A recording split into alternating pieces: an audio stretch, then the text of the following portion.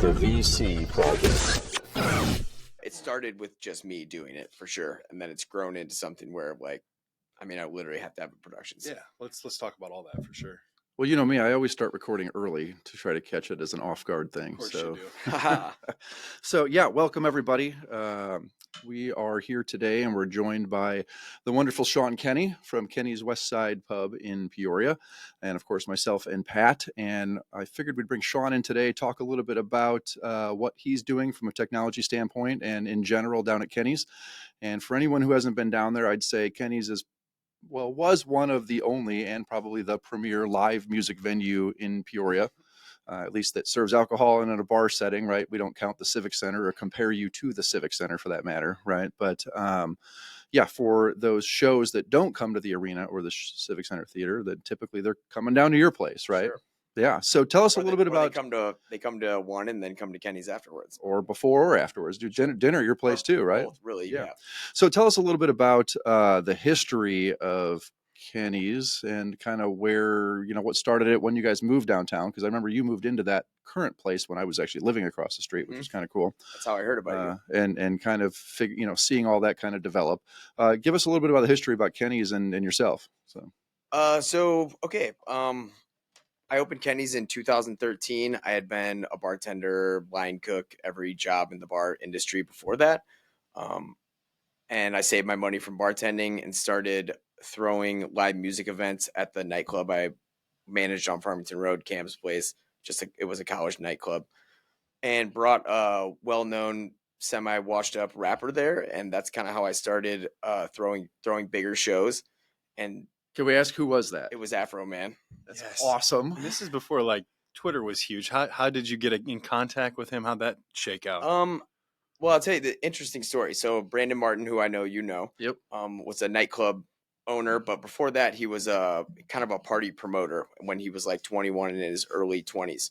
And when I worked at the Lucky Lady, same place where Cam's used to be when I was a teenager still, he was like 21 years old and he was throwing parties, and he would bring like Real World stars or Road Rules, people from early reality TV. We'd do like a bunny bash where he'd bring like a Playboy bunny or something, and it would be a big deal. I'm not going to lie. I attended a few of those. Yeah, I'm sure you did. There was like a Girls Gone Wild party, but and so I kind of thought, wow, like, especially when you're younger, you see famous people as kind of untouchable people, and you just assume that they're all millionaires, and we're in Peoria, Illinois. Right. So it kind of just sparked something in me where I realized, wow, you can just make famous people come to Peoria. That's awesome. And then the big one he did was when it was Cam's Place after the first season of Jersey Shore. Brandon brought Snooki, and we had a Snooki party. Nice. It was right after the first season had aired, and I remember they'd agreed to some low dollar amount, and then they signed their contract for their second season, and they tried to like quadruple the money. But somehow I think he got it for the same price, and we had this, and it was, just like a sold out event at this big college nightclub, and so that just kind of sparked something in me. And then of course music is my passion, and I love music so much. And I started thinking, well, I can't get any like real rock stars. So I started Googling, like, I found out how much he paid for Snooki. And then I started Googling like rappers because rappers are all solo people, under what does it 10,000. cost to get this person, or what does it cost Rappers to get under 10,000. Then I was like, well, I don't have any money, so let's go rappers under 5,000. And then you get these like random Google generated lists, and Afro Man was one of them. And that was just something I was like, oh, I listened to that CD in high school. Like, I need to get this guy. Let's get this guy in so here. Awesome, Yeah. Especially for a college nightclub. And anyway, I got with a local promoter who's not around here anymore, but and he was able to like reach out and like make the deal happen for that show. What a steal. Under $5,000 for Afro Man? I'm pretty sure we paid, and I've had him back to Peoria twice and paid way more for him. Just recently too, Yes. right? Yeah, we just did a cannabis consumption event at the High Harbor Lounge, or whatever you call it, an outdoor event. And it was huge. We brought like 1,400 people. It was great. So he's just kind of been in my career, even though I'm like not even a huge rap fan, but Afro Man has just been there for me over these years. That was my third time bringing him to Peoria. That's awesome. Anytime Palmdale pops off, it's going to be a good time. So you get Afro Man, and then you're kind of it just goes from there. Well, and it's funny, I was talking about getting ready to come on this podcast. That was like my first introduction to doing a bunch of audio visual stuff. Because if you know that place, now the Country Club Barbecue, it's kind of like, even though it's a big room, it's kind of divided up. And especially to sell, we sold 1,000 tickets for that show. It was my first ever ticketed event. And, but 1,000 people, even though that place is kind of big, don't really fit in there. And especially not in an entertainment and stage setting. Sure. Right. And so it was like the weather, it was in, I can't remember what month it was in, but it was nice weather. And so, we filled the whole giant beer garden of that place. And the upstairs, which is now like a golf simulator area, was just an unused upstairs, but there's a balcony looking down over like the dance floor. And so we made the stage out of the dance floor, like against that back wall or whatever, and hung a camcorder from one of the little light truss things. And then I went to Guitar Center and bought a bunch of AV splitters and hundreds of feet of red and black or red and yellow, whatever AV lines, and red, green, blue. It was all red, green, blue. But yeah, I hear you. Ran that, and then ran the feed from that camcorder to every TV. I remember being moving a ladder a million times, just stapling to the ceiling, and ran it to every single TV in the whole place, plus the outdoor TVs and the upstairs TVs and everything, so you could see from everywhere. And that's kind of what I do now. But that was my first big show I ever threw. And I don't know where I was going. But you guys, what led to you opening up your own place then? So literally from that show, I made a bunch of money off that show. And since it was totally mine, Clay, my boss at the time, he wasn't even interested in really doing any kind of stuff like that. So he let me take the whole door on that show, and I made a substantial amount of money. And I used it to pay off a bunch of debt that I had, and I used the rest of the money to take over the bar down the street. Invest, yeah. Yes. And so you were West Peoria then, right? Mm-hmm. And yes. Then recently, when did you move downtown? Moved down, and then we were there for 3 years, and then moved downtown in 2016. Late 16. Oh wow, was that long ago, huh? Mm-hmm. Man, that feels like yesterday, actually. It's been almost 8 years? I think we've been downtown. 10 years, going on 11 total. So Kenny's Westside as a whole has been around for how long total? We were born on St. Patrick's Day, 2013 is when we opened. Okay. So 10 years. Going on 11. You're going on 11 years. Mm-hmm. Awesome. Okay, so that leads us into a kind of what the recent renovations and recent upgrades and things. So I know COVID took a toll on what everyone was doing in terms of live streaming, but you were actually in touch with me long before COVID ever hit. How do we bring technology in? Because us at Pearl, right, and what we're doing is we provide audiovisual, lighting, camera systems, streaming, like we do the whole kind of gamut, right? Well, you've already got some systems in place, and now the idea is we want to start recording our shows, streaming our shows. Like what was the stimulator for that idea? Right? Of course, I just love music and just have all these bands that I think are so awesome. And it's kind of a weird thing. Some people, especially the music that we have, is a little out of the mainstream, just like in the jam scene, mm-hmm.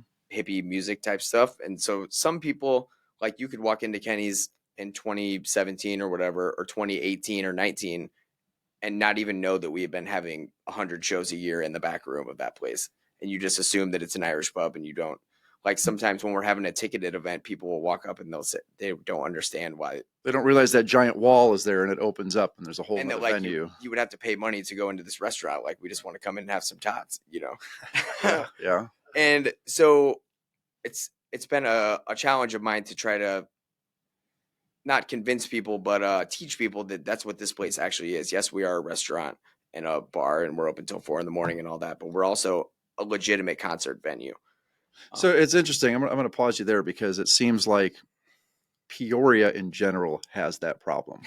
Peoria downtown, and more specifically, has that problem, right? And you're located downtown, right? Sure. But I can't believe how many people I talk to, because when I was living downtown, I would just be bored and I'd go walking around and I'd find all these events that were happening, right? And I tell people like, oh, nothing ever happens downtown Peoria. I don't think you're paying attention, because it's unbelievable the events that are happening. Yeah, downtown is great. Some people just have a phobia of downtown, I think, or they just never even will give it a chance. They just Well, press make gives it a down bad there. rap sometimes, right? But again, it's more holistic to Peoria, but even more specific to you guys, right? That that's exactly true. They don't realize how much you're doing in that whole expansion of the bar there. So yeah, I want people to know that like this is what we do, because especially it's uncomfortable if people show up, if we happen to have like a big show on a Wednesday night and it's a Bradley game that night, and that is the only day that we could get this band through town. It's when the routing works out or whatever, and so people are going to a Bradley game and they want to come to Kenny's for dinner, which is Very awesome. common. Yes, but then like it's an uncomfortable situation when we have to say no, we have a show tonight, and then people are like, show, like What are they you don't even talking know what about? we're talking about. Yeah. Yeah. And so and also why this whole thing started was to let people know that there is something going. Even if we have music, this is what the music looks like, and you might be missing this party, and you can see it now on your screen. Like, I think it's just a great promotion tool. And you guys have way more than just the washed up rappers, if you will, right? I mean, the show, And that was my first, right, yeah, the ever. first one, right? I mean, the show list is so vast, and I mean, heck, one of my favorite shows was Sasquatch. Sure. Right? Like, I mean, I called you immediately when I said, Sean, I want VIP for Sasquatch. I had got no it. idea who got that it. was. So explain. So who that Sasquatch was. is just a dude in a Sasquatch outfit that plays the saxophone. He's called Sasquatch, which I found this randomly on the internet. I don't know how long ago, but I was floored by this and loved it. Right. I just thought it was the funniest thing ever. My kids thought it was the funniest thing ever. People love it. Right. And then he was going on tour, and next thing I know, it pops up on your Facebook. I was like, oh, I'm texting Sean. I got to go to this. And it was great, was it not? It was a great show. fantastic show. The pictures, I sent you pictures You from that did. night. It looked awesome. It was pretty awesome. So yeah, so I mean, there's a vast, you got everything from Afro Man to, Keller Williams to The Wailers had played at Kenny's, Bob Marley's band. right. Yeah, I mean, you've had some really Big great Head Todd, shows the there. Monsters, just an incredible, vast like spectrum of people. What's the capacity for shows? Our cap is 400. 400. And so we take out tables and chairs, and then it becomes like pretty much a standing room only venue, or like strategically leave some chairs, some tables here, depending on what the show is. But 400 many- seats is how many pretty tickets we good for a lot of bands and acts. That's a good number. It's great. We're a small, intimate venue, and what we do is we try to give the best possible production value. And so most of the nationally touring bands that come through say this is our favorite spot on the tour, favorite stop. We can't wait to come back. The room sounds so good. The energy of a small room, the energy, especially when you fill it with people, it's unmatched. Right. Sounds good. You've made major improvements to the lighting system over the past couple of years, Yes. which adds to the ambiance and the effect and the experience of the listeners. And then most recently, the video production system. Sure. Right. So I know that, working with you firsthand, when you called me, it was literally one little camera, literally the exact same camera you're using to record this podcast. Right. We hung up, I think, from the lighting truss or tripod, didn't we? Yep. And just got a wide shot or I something. think first we put it on top of that wooden wall, and then we later moved it to centered on the that, front right? wash. Yeah. And then it was, hey, you know what? This is actually turning out to be pretty cool. Let's add another camera, or hey, it's let's turn this into more of a production, right? And that's what it morphed into. Is now there's multiple cameras, it's a production, right? Multiple pan tilt zoom cameras. You've got joystick controllers. We've got full out streaming and recording capability. It's impressive when you look at the little cubby where the production room sits, because we didn't want to take up any seating in the venue, right? So there's this just little area no bigger than the seat that I'm in. We just made him a little booth. Right, and it worked out great. Then we ended up rewiring the whole thing and adding all the system in. So what was the driving force kind of behind that upgrade? Because of the success you saw with the singular camera system, and I know you just like it, so you want to be able to see these things and do that. But what was the reasoning behind the upgrade to add more and make it more of a production? Well, to go back a little bit, the way it started was there was a band, a Grateful Dead tribute, that the Grateful Dead is famous for having dedicated fans who want to go to so many shows and want to see, and they trade tapes and everything. And so, funnily enough, the Grateful Dead tributes their fan base is the same way. Dedicated fans who travel to go see them. And this particular band, they were streaming. They had been through a couple times, and they were streaming the shows from an iPad. It was a souped up iPad, though. It had some kind of attachment to make the camera better, and it was up on a tripod. And streaming, and I would see their thing, and there were so many people watching, and I would see on Facebook too how many they would have, like 60 people for Grateful Dead cover band from indie, you know, like that's a lot of people to be dedicated to stop their scrolling and just. And although it's got a souped up camera, it's not the best audio quality. It's still not the best video quality. No, exactly. Right? Yeah. And so, but that was like, I need to do that because I just felt like we're, especially around that time, 2018, we had started getting really quality shows. And I would just think, God, so many people didn't even know that this happened, you know, or like, or we just had this awesome show. I want to go back and watch it myself, you know? And so that's kind of what sparked it for me, was those people. And so I went to Guitar Center or wherever, Best Buy, and bought a tripod and threw my iPad up there.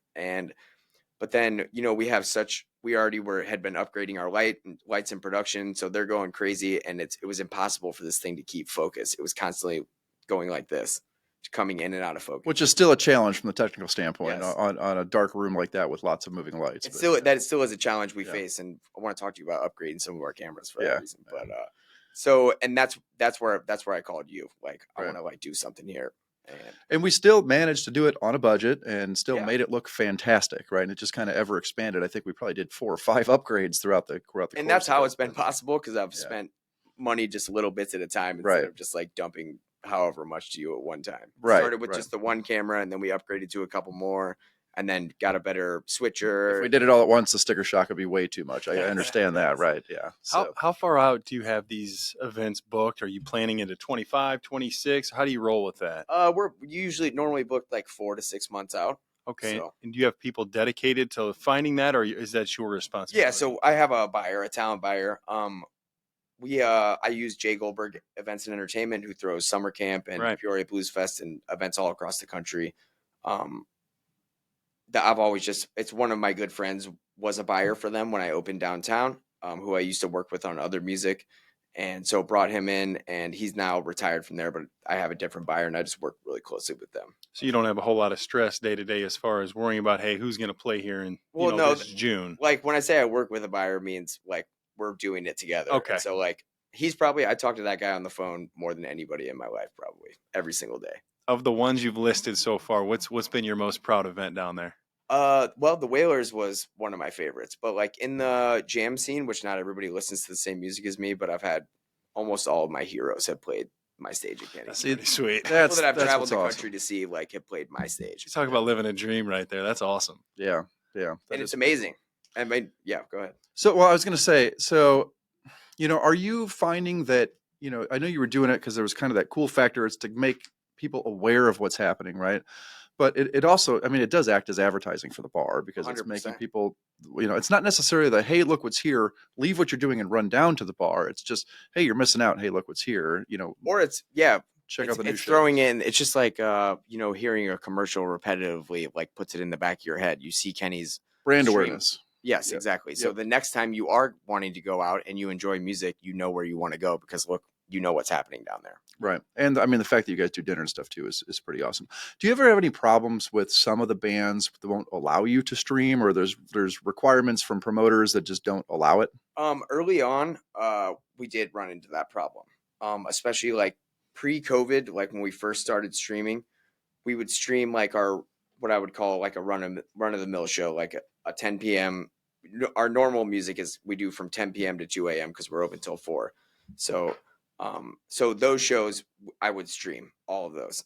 And actually at first I would only stream a couple songs. I wasn't sure how to do it because I was worried that I just wanted to like let people know this is what we're doing. Now come down here. Mm-hmm. And then I started I'm going to do a whole set, just one set.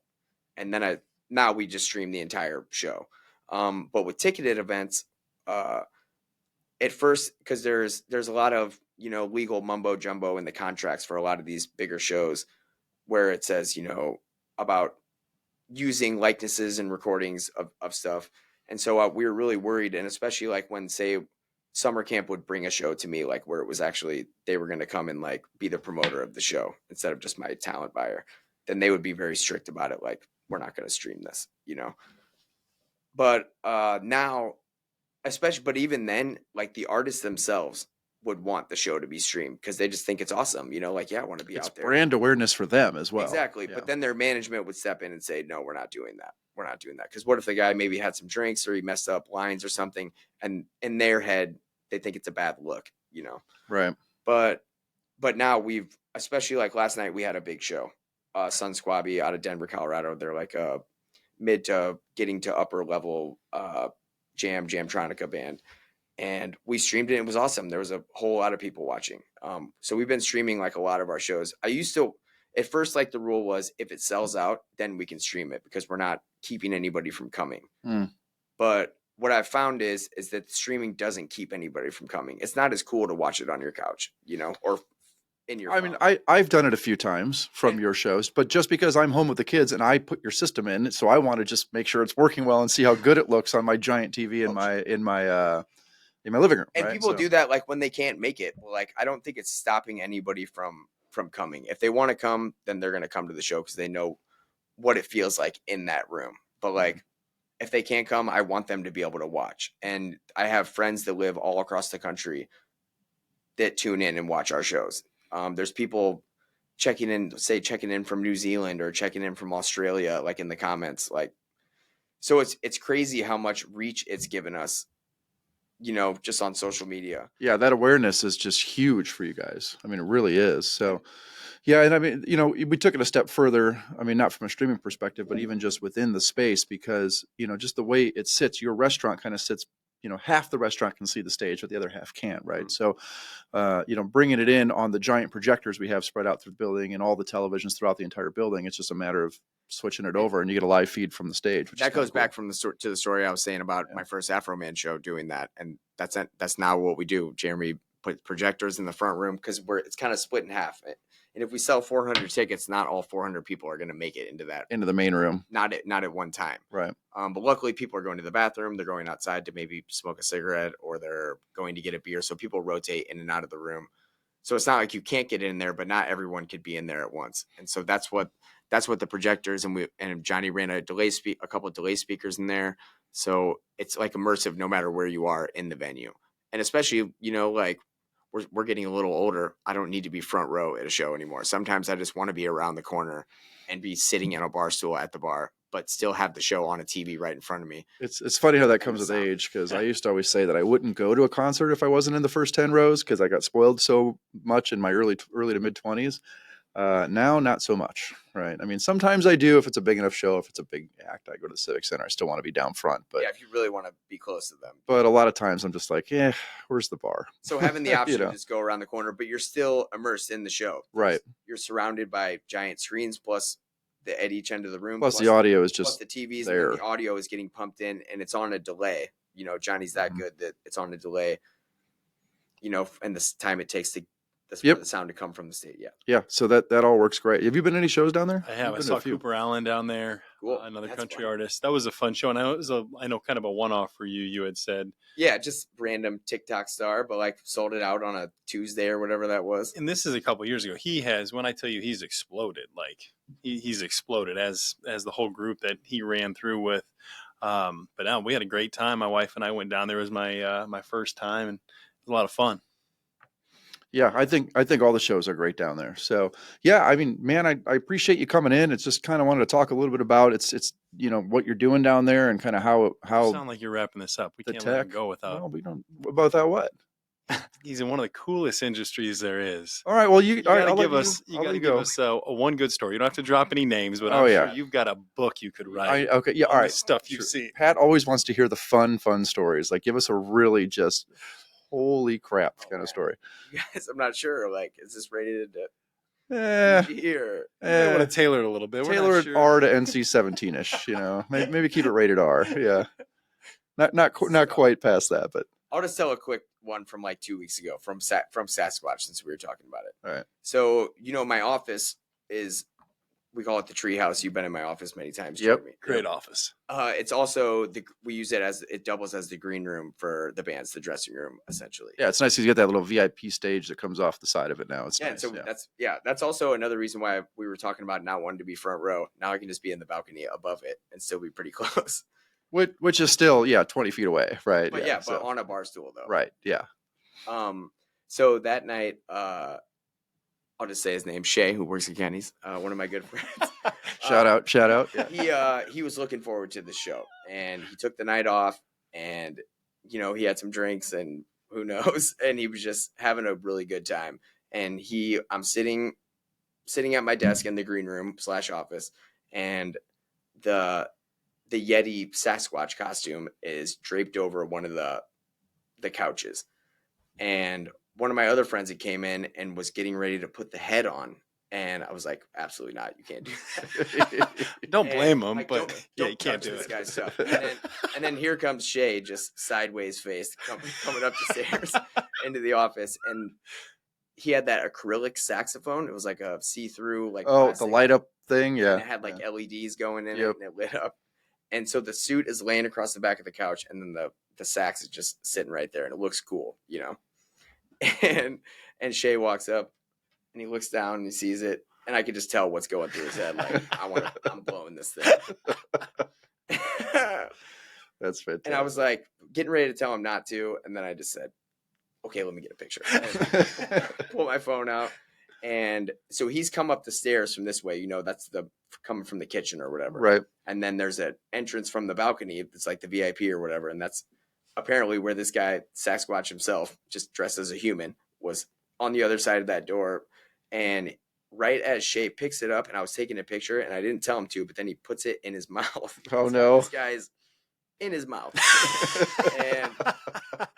and gives it a, Oh, no. And right as that horrifying noise is coming out of the thing, and I'm snapping a picture, here comes Sasquatch. The real Sasquatch. Walking Yeah. through the door, and he was upset. Yeah, I can imagine. And it was just the most awkward silence you could imagine. And then he went to the bathroom, and my wife and I were sitting there, and we just ran out of the room. And then just left Shay, who's just hammered, standing there, just going. And then he just probably made it worse by never stopped. He apologized to the guy for 2 hours, I'm so sorry. To be fair, you're not going to see a see-through guitar with LED lights and not blow into it. That's on Sasquatch. But that's an unprofessional for us as a venue. What and if we won't drop names on the worst band to work with, but who's one of your favorite bands that's just really great to work with and just has been just overall just a great experience?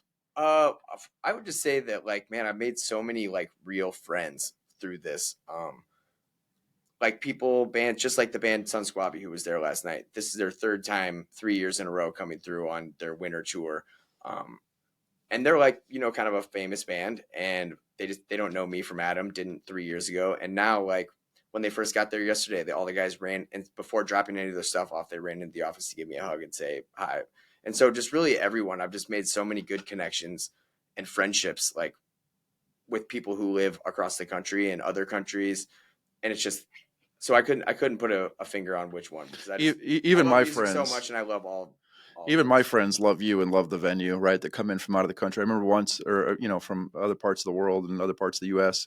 I remember being in there once. It was around my birthday. They had all flown in for a big party we were throwing, and then he's got me running wires through the bar the day I'm off work. Well, and help. I'm like, you guys, you got to come help me down at Kenny's so I can get this done and we can go home. And so I got all the, it was Chuck and Justin and all these, here's the AV guy from Apple, one of the head AV guys in the country, pulling wire. And Sean's like, what are you guys even doing here? And now they love coming there. We go there every time they're here. We go. They are now live streaming all of your shows every time that. we do it. It's awesome. I probably fed them that day. You fed us all that day very well. It was great. So it sounds like you're extremely happy with how things are right now. But if you look back 10 years ago, I'm sure if you would have told yourself this is what's going to be happening in 2023, you probably would have called yourself a liar. Yeah, I don't know. I didn't even think I'd be downtown. I thought I worked in the same building where Kenny's is now. 13 years ago, it was called Eamon Patrick's Public House, and it was an Irish pub with really good music, my kind of music, and good food. And it was the best job I ever had. I loved it so much, and that's kind of why I've kind of tried to model Kenny's after that in a lot of ways, but make it better, of course. Do you see yourself opening other locations or anything like that? Or are you just going to make this one the best you can? Well, I was just going to touch on that because you have another location now. It's not Kenny's, right? But you've recently purchased another bar in town. I bought a small dive bar called the Friendly Valley Tavern. It's been open since 1947. There's a weird stat about that. Isn't it like the oldest running continual bar or something? I don't know about that. I don't remember what the stat. I don't remember what the It's stat definitely was. the smallest bar in Peoria. It is definitely the smallest, and it was a dive bar, and it is a dive bar, and that's what makes it so great. But now it's a sanitary dive bar. Yes, that It is has true. the same feel, Yes. but like without the rats. But you opened up the outside lawn area, right? Sure. And I mean, I think you've hosted a few shows there, right? So this place, funny, just a little backstory about this place. It was a World War II surplus building. It's a Quonset hut. The ceilings are, you'd probably be grazing the ceiling with it. Yes. Yeah. And when that building got dropped there, they got dropped all over the Midwest in the early 40s.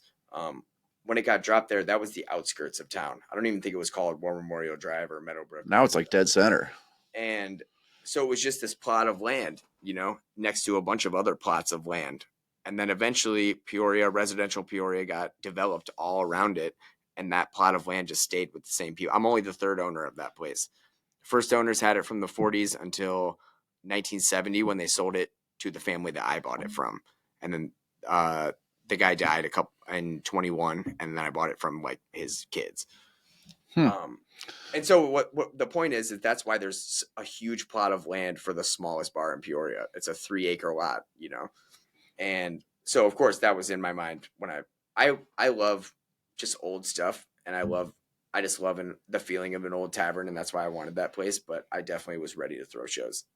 And I did the first week that we opened. Yeah, right. I mean, outside was fantastic. The weather was great. We closed Kenny's for a big remodel, and I opened the Friendly Valley the same day I closed Kenny's, right after summer camp, the beginning of summer.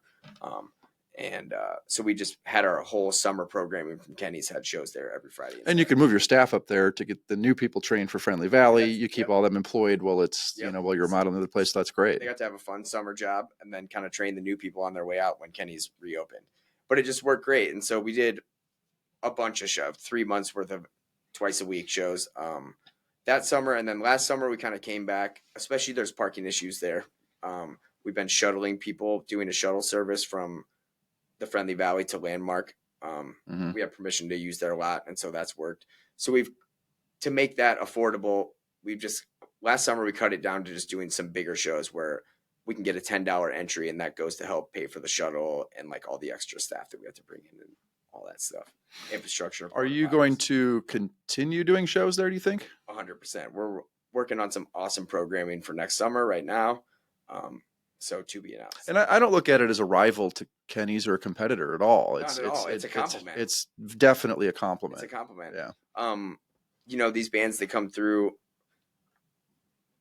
they want to play everybody wants to play an outdoor venue. And so a lot of these people, it's a picture of the Friendly, the backyard is the screensaver on my computer. So when a lot of bands are in my office, they go, "Oh, what's that place?"